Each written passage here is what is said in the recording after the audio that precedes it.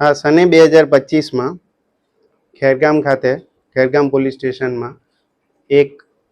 બે સગીર વયની બાળાઓને બે અલગ અલગ આરોપીઓ ભગાડીને લઈ ગયેલા હતા અને તે પહેલા તેમની સાથે ખેરગામ ખાતે શારીરિક સંબંધો બાંધેલા હતા. ત્યારબાદ તેમના કાયદેસરના વાલીપણામાંથી સગીર વયની બે બાળાઓને આ આરોપીઓ ભગાડીને યુપી ખાતે લઈ ગયેલા હતા અને ત્યાં તે બંને સગીર વયની બાળાઓ સાથે એકમેક એટલે પ્રત્યેક આરોપીઓએ અલગ અલગ શારીરિક સંબંધ બાંધેલા અને તે અંગે જે ગુનો દાખલ થયેલો તે ગુનામાં આજરોજ એડિશનલ ડિસ્ટ્રિક્ટ મેજિસ્ટ્રેટ સાહેબ શ્રી ચિન્મયજી મહેતાનાઓએ જજમેન્ટ આપેલું છે અને તેમાં આ બંને આરોપીઓને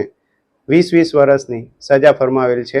તથા જે બંને સગીર વયની બાળાઓ છે તેમને 1 લાખ રૂપિયા વળતર તરીકે ચૂકવવાનો હુકમ કરેલો છે.